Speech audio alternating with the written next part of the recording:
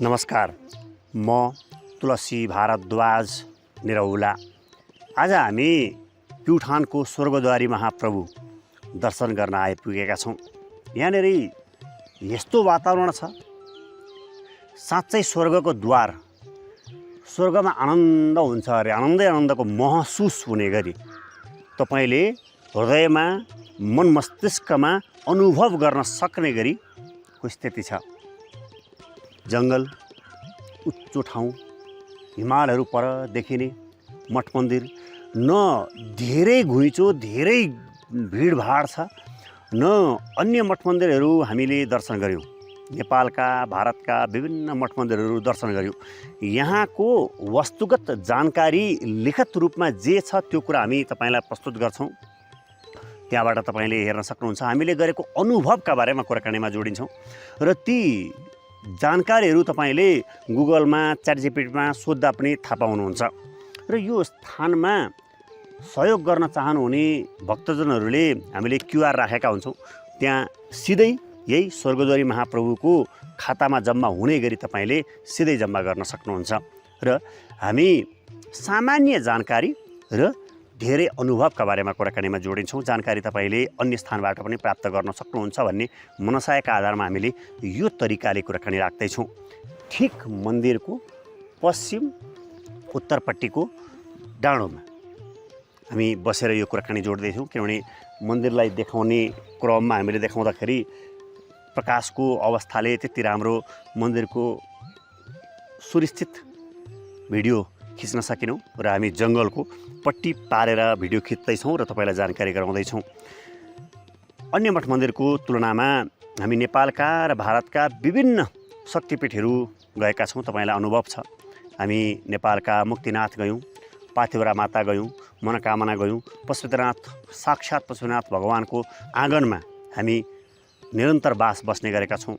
र सँगसँगै विभिन्न मठ मन्दिरको दर्शन गर्ने क्रममा त्यहाँ भगवान हुनुहुन्छ कि भगवानसँग जोडिएर रहेका अन्य हामी आसेपासे व्यक्तिहरू छौँ र यी व्यक्तिहरूले विभिन्न कालखण्डमा विभिन्न कुराहरू गर्नुहुन्छ। यति पैसा तिर्यो भने यस्तो दर्शन गर्न पाइने, छिटो गर्न पाइने, लाइन तपाईँलाई म छिटै पुर्याइदिने, यस्ता किसिमका कुराहरू हामी देशमा विदेशमा सुन्न सक्छौँ। र बाटोमा प्रसादहरू किन्नु होला, यहीँ किन्नु होला, यहीँ चप्पल राख्नु होला, यहीँ यस्ता कुराहरू पनि हामी देख्ने गर्छौँ। भगवानको स्थान हो, धाम हो। तपाईँ आउन सक्नुहुन्छ, हेर्न सक्नुहुन्छ, मनन गर्न सक्नुहुन्छ, आफूभित्र अन्तरात्मा हृदयमा राख्न सक्नुहुन्छ। ओहो, यहाँ त भगवानको बास, साँच्चै भगवानको बास अहिलेसम्म छ हो। अरू चोर फटाडाका गुन्डा लुच्चा लफङ्गाहरूको यहाँ त्यति उपस्थिति छैन। किनभने यहाँ मन्दिर परिसर आश्रमले यस्तो राम्रो व्यवस्था गरेको छ। खाने बस्ने मस्त राम्रो तरिकाले अत्यन्त न्यूनतमभन्दा न्यूनतम शुल्कमा तपाईँ आएर बस्न सक्नुहुन्छ, अनुभव गर्न सक्नुहुन्छ। स्नानको उस्तै राम्रो व्यवस्था छ, शौचालयको राम्रो व्यवस्था छ, भोजनको राम्रो व्यवस्था छ, होइन? अर्ग्यानिक खानेकुरा प्राप्त गर्न सक्नुहुन्छ। यहीँनिर हामीले अर्को पनि महसुस गरेका कुराहरू के छ भने प्राय मठ मन्दिरमा किनेर लगेर चढाइएका सामग्रीहरू देख्छौँ, फोहोरफारहरू देख्छौँ। तर यहाँ एउटा अनुभव के गर्न सक्नुहुन्छ भने यहीँ उम्रेको, यहीँ फुलेको फुल, यहीँ फलेको फल चढ्दै गरेको हामी देख्दैछौँ। र अखण्ड रूपमा त्यो जानकारी अन्तर्गतमा पनि आउँछ, लगभग 125 वर्ष पुरानो हवनकुण्ड रहेको छ। त्यहाँ निरन्तर रूपमा हवन हुन्छ, अग्नि प्रज्वलित हुन्छन्। कतिखेरै त्यहाँ अग्नि निभेको हुँदैन। अखण्ड पाठ हुन्छ, पारायण हुन्छ, रुद्री हुन्छ, भागवत हुन्छ, चण्डी हुन्छ, पाठ हुन्छ, भजन कीर्तन हुन्छन्। बिहानदेखि बेलुका रातिसम्मका विभिन्न कृत्यहरू हुन्छन्।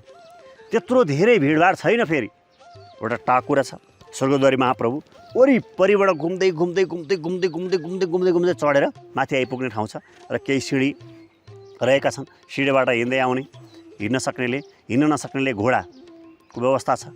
अझै अरू बलवान व्यक्तित्वहरूले स्ट्रेचरमा बोकेर ल्याउने अवस्था पनि रहेको छ। यो पनि एउटा राम्रो किसिमको कुराकानी रहेको छ। र हामीले यहाँ मन्दिर निर्माणको क्रममा रहेको छ।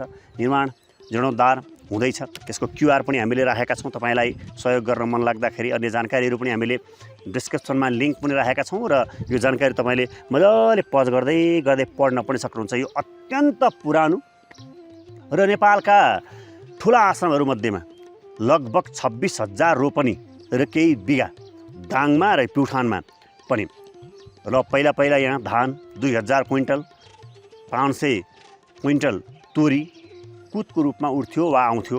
यस्ता किसिमका जानकारीहरू पनि प्राप्त गर्न सक्नुहुन्छ तपाईँले विभिन्न सञ्चार माध्यमबाट। यस किसिमको कुराकानी रहेको छ र जीवनमा नेपाल नेपाली भएर जीवनमा आफ्नो कालखण्डमा र हिन्दू धर्मावलम्बी भएर हो। मुसलमान साथीहरू मक्का मदिना जानुहुन्छ, बुद्धिस्ट साथीहरू लुम्बिनी आउनुहुन्छ, दर्शन गर्नुहुन्छ। तपाईँ हामी हिन्दू सनातन भएर जीवन कालखण्डमा एकपटक पशुपतिनाथ भगवानको दर्शन गर्नुभयो, एकपटक स्वर्गद्वारी महाप्रभुको दर्शन गर्नुभयो, एकपटक मुक्तिनाथ भगवानको दर्शन गर्नुभयो, एकपटक पाथिवरा माताको दर्शन गर्नुभयो भने चाहिँ हो हिन्दू भएर जन्मिएका आधारमा तपाईँले दर्शन गर्नुभयो, केही न केही प्राप्त गर्नुभयो। नभए हिन्दू त जन्मदैखेरि हामी हिन्दू भइहाल्छौँ होइन। सरर आउने किसिमको त्यस्तो छैन अन्य धर्महरूमा। र इतिहासलाई हेर्ने हो भने खोज्दै खोज्दै खोज्दै खोज्दै जाँदा 2000 वर्ष पहिला, 2500 वर्ष पहिला, 5000 वर्ष पहिला ल को थियो त त्योभन्दा बाहेक? भगवान् श्रीकृष्णले होइन स्वधर्म निधनम श्रेय परधर्म भयावह भन्नुभएको छ। आफ्नो धर्ममा रहनु राम्रो हुन्छ, श्रेय हुन्छ भनेर बताउनु भएको छ। त्यो बेलामा अन्य धर्मावलम्बीहरू हुनुहुन्न थियो।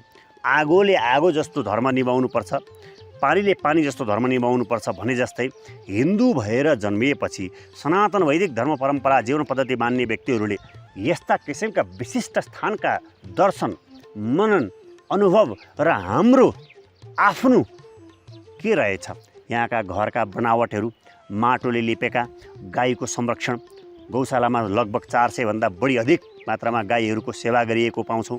र सेवा कसरी गरिएको छ भने नि यहाँ हेर्न आउनु होला, आफैले अनुभव गर्न सक्नुहुन्छ। गाईहरूको अवस्था हेर्नु होला, शरीर हेर्नु होला, चिल्लो चापुल्लो मोटो घाटो कस्तो रहेको छ। देखाउने भाँडो गौशाला अनि पालिएको छ भनौँ थुनेको छ, जिङरिङ्ग परेका छन्। त्यो वधशाला जस्तो, त्यो जेल जस्तो स्थानमा गौशाला भन्दा यहाँ आएर हेर्नु होला गौशाला कस्तो हुन्छ र कस्तो हुनुपर्छ भन्ने कुरा। र हामी हिन्दू सनातन भएर गौको सेवा गर्नका लागि यहाँ विशिष्ट रहेको छ। तपाईँ कुनै ठाउँबाट आउँदाखेरि यहाँ केही न केही चिज गाईको लागि सेवाका लागि, अनाजका लागि लिएर आउनुभयो अथवा अहिले त पछिल्लो समयमा क्युआर गर्नुभयो भने खुब राम्रो क्युआर कोड हामीले जहाँबाट पनि राखिदिएका छौँ, तपाईँले सिधै राख्न सक्नुहुन्छ।